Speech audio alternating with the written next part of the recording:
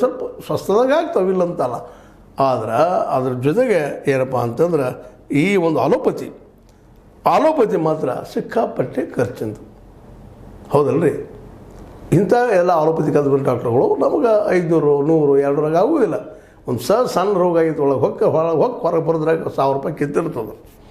ಅದ್ರಾಗ blood test, ಆ test, ಈ ಟೆಸ್ಟು ಗುರ್ತಾಡಿಬೇಕಲ್ಲ ರೋಗನ ಖರ್ಚು. ಅದಕ್ಕೆ ಸರ್ಕಾರಕ್ಕೆ ಮತ್ತು ಹೇಳೋದು, ಒತ್ತು ಹೇಳೋದು ಎಲ್ಲ ಎರಡೂ ಸರ್ಕಾರ, ಕೇಂದ್ರ ಮತ್ತು ರಾಜ್ಯ ಸರ್ಕಾರಗಳಿಗೆ ಇದಕ್ಕೇನು ಪರ್ಯಾಯ ನೀಡ್ತೀರಿ, ಅದು ನೀಡುವವರೆಗೆ ಈ ನಕಲಿ ವೈದ್ಯರು ಬರ್ತಾ ಇರ್ತಾರೆ. ಅನಿವಾರ್ಯ ಪಾಪ ಈ ಜನ 100-200 ಆರಾಮಾಗಬೇಕು ಬಯಸೋರು. ಒಂದು ಹಲ್ಲು ಬರ್ತದೆ, ಪಟ್ಟಿ ತಿಂದ್ರೆ ಆರಾಮಾಗ್ತೈತಿ ಅಂತ ಹೇಳ್ತಾರೆ. ಪಟ್ಟಿ ಅಂದ್ರೆ ಗೊತ್ತಲ್ಲ ನಿಮಗೆ, ಎಲೆ ಅಡಿಕೆ ಅದು ಹಿಡಿಬೇಕು ಅಥವಾ ಸುಣ್ಣ ಹಿಡ್ಕೋಬೇಕು, ಏನೋ ಲವಂಗ ಹಿಡ್ಕೋಬೇಕು, ಏನು ಹೇಳ್ತಾರೆ ಪಾಪ. ಅದನ್ನು ಕೇಳ್ಕೊಂಡು ಮಾಡ್ತಾವೆ ಪಾಪ. ಅದ್ರ ಕೆಲವೊಮ್ಮೆ ಏನೂ ಅನಾಹುತಗಳಾಗಿಬಿಡ್ತಾವೆ.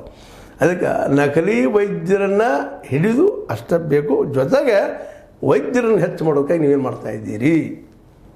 ಅದಕ್ಕೆ ಈ ದಿಶೆಯಲ್ಲಿ ನಾವು ಚಿಂತನೆ ಮಾಡಿದರೆ ಮಾತ್ರ ಈ ಸಮಸ್ಯೆಗಳು ಸಾಲ್ವ್ ಆಗ್ತಾವೆ. ಅದ್ರ ಬಿಟ್ಟು ಸುಮ್ಮನೆ ನಕಲಿ ವೈದ್ಯರು ಆತ್ಮಹತ್ಯೆ ಮಾಡೋದು, ಹಿಡಿದು ದೊಡ್ಡ ನ್ಯೂಸ್ ಮಾಡ್ಕೊಳ್ಳೋದು, ಅಧಿಕಾರಿಗಳು ಹೇಳ್ಕೊಳ್ಳೋದು, ನಾವು ಹೇಳ್ಕೊಂಡು ನಮ್ಮ ಡುಬ್ಬ ಚಪ್ಪರಿಸ್ಕೊಳ್ಳೋದು, ಸರ್ಕಾರ ಡುಬ್ಬ ಚಪ್ಪರಿಸ್ಕೊಳ್ಳೋದು, ದಿನೇಶ್ ಗುಂಡೂರಾಯರಂತೆ ದೊಡ್ಡ ಪ್ರಮಾಣದಲ್ಲಿ ಹೇಳೋದು, ನಕಲಿ ವೈದ್ಯರು ಅವರಿಗೆ ಕಡಿವಾಣ ಹಾಕಲು ಕಠಿಣ ಕ್ರಮ ಕೈಗೊಳ್ಳಲಾಗಿದೆ, ಜಿಲ್ಲಾ ಮಟ್ಟದಲ್ಲಿ ಸಮಿತಿ ರಚಿಸಿ ಕಾರ್ಯಾಚರಣೆ ನಡೆಸಲಾಗುತ್ತದೆ ಅಂತೇಳಿ ಪಾಪ ದಿನೇಶ್ ಗುಂಡೂರು ಹೇಳ್ತಾರೆ. ಆದರೆ ವಸ್ತುಸ್ಥಿತಿ ಇದನ್ನು ಈ ವಾಸ್ತವವಾಗಿ ಯಾವಾಗ ಅಭ್ಯಾಸ ಮಾಡಿದ್ರಿಗೆಲ್ಲ ಪರಿಹಾರ ಯಾವಾಗ ಕಂಡುಹಿಡಿತೀರಿ ಆವತ್ತು ನಕಲಿ ವೈದ್ಯರು ಅವಳೆ.